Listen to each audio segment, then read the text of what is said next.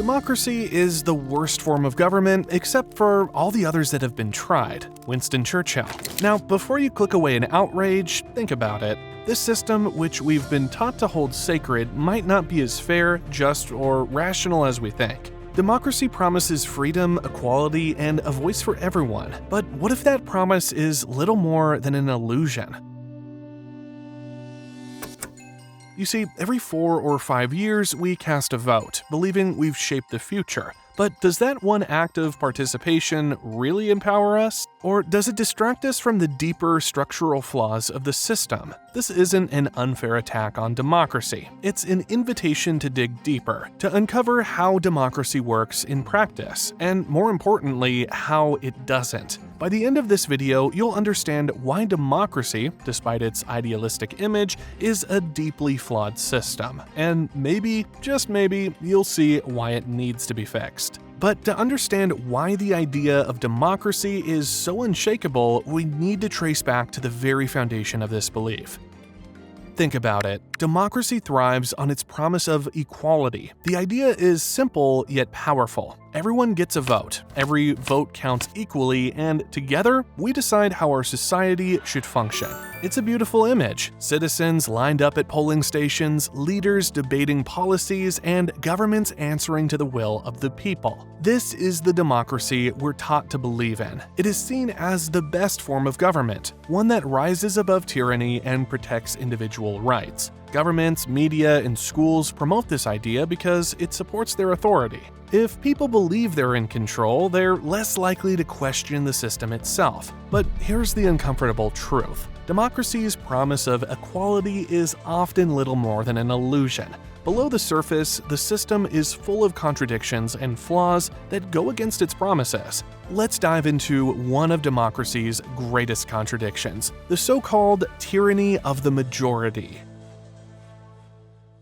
Imagine you're part of a small group stranded on an island. The group decides to vote on whether to divide food equally or give more to the stronger individuals who can protect the rest. The majority votes to favor the strong, leaving you and a few others with nothing. This scenario illustrates one of democracy's biggest traps. The majority's decisions often overpower and harm the rights of minorities. It's not a hypothetical problem, it's a reality we've seen play out time and time again. Let's look at the example in California, 2008. People were voting on Proposition 8, a decision about whether same-sex couples should be allowed to marry. For many in the LGBTQ+ community, this wasn't just about politics. It was about being treated fairly and having the right to love who they love. But the result was heartbreaking. The majority decided to ban same-sex marriage. Just like that, thousands of people lost their rights. The democratic process didn't protect equality, it legitimized discrimination.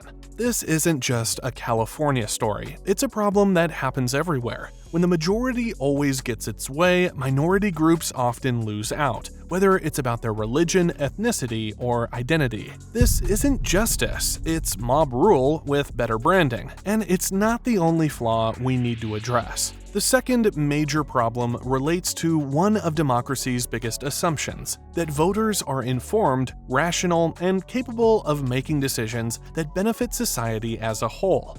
Let's go back to the island analogy. Imagine the group is now voting on whether to sail east or west to find rescue. Most people have no knowledge of navigation, weather patterns, or ocean currents, yet their votes carry the same weight as the one person who has studied the sea. Does that sound like a good plan? Of course not. And yet, this is exactly how democracy often operates. Citizens are expected to vote on complex issues that require expertise in economics, geopolitics, science, or history. Take Brexit as an example. In 2016, the UK held a referendum on whether to leave the European Union. The campaign was dominated by emotional appeals and slogans like "Take Back Control." But how many voters truly understood the economic, political, and social consequences of leaving the EU? The consequences are becoming painfully clear today, but back then, the public was more focused on sovereignty pride. The issue isn't that voters are unintelligent, it's that the system asks them to make decisions without equipping them with the tools or information they need. It's like asking someone to fly a plane after watching a YouTube tutorial. It's unreasonable and dangerous. And here's where things get even darker. The system doesn't just fail to inform voters, it actively misinforms them. In today's digital age, democracy faces an unprecedented challenge: the weaponization of information.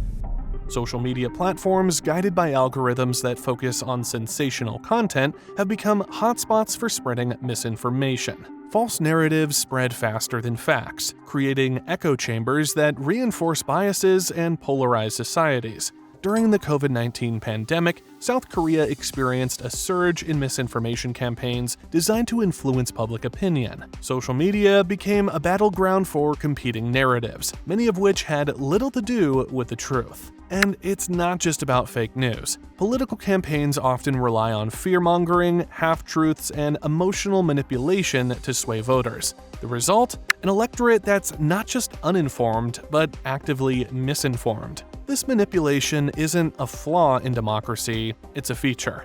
The system thrives on the perception of legitimacy. As long as people believe their voices matter, they're unlikely to question the deeper flaws. But when that perception is shaped by misinformation, democracy becomes a tool for those in power to maintain control. Another flaw of democracy is its focus on short-term gains. Politicians driven by election cycles prioritize policies that secure votes in the near term, often at the expense of long-term solutions. Climate change, for instance, demands immediate action, but because its most devastating impacts won't be felt for decades, leaders often delay meaningful change to avoid alienating voters. This short-term mindset isn't limited to politicians. Voters, too, are more likely to prioritize immediate concerns, tax cuts, job security, or healthcare, over long-term challenges like sustainability or technological innovation.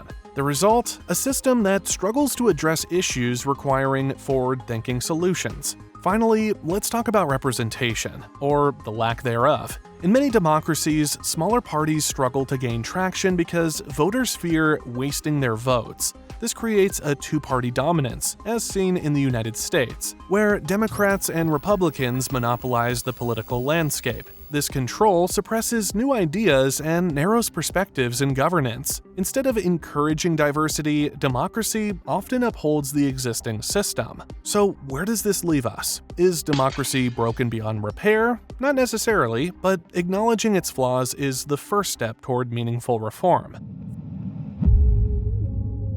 First, we need to tackle misinformation. Social media platforms must be held accountable for the content they promote. Governments and organizations should invest in media literacy programs to help citizens critically evaluate the information they consume. Transparency is another important factor. We need to support laws and movements that demand greater openness in government operations. Democracy cannot function in the dark. We also need to rethink how decisions are made. Consider incorporating elements of deliberative democracy where decisions are made through informed discussions rather than simple majority votes. Another idea is to adopt alternative voting systems, like ranked choice voting, which could address some of the pitfalls of the current model. Education is equally important. An informed voter is the cornerstone of a functional democracy. Schools should teach not just history and civics, but also critical thinking and media literacy. But let's be clear, these actions alone won't fix democracy. The system itself needs structural changes. We need to rethink representation, decision-making, and accountability. And most importantly, we need to challenge the narrative that democracy is infallible. It's not. It's a tool, a means to an end, not an end in itself. Democracy might be flawed, but it's also worth fighting for. By acknowledging its shortcomings, we can start to rebuild it into something stronger, fairer, and more resilient. So, what can you do? Start small. Be critical of the information you consume. Support initiatives that promote transparency and accountability. And most importantly, vote. Not just for yourself, but with an awareness of how your decisions impact others, especially minorities. Because the future of democracy isn't written in stone. It's shaped by people like you. People willing to ask hard questions and demand better answers. Thanks for watching. If this video resonated with you, don't forget to like, share, and subscribe. Together, we can start a conversation that leads to real change.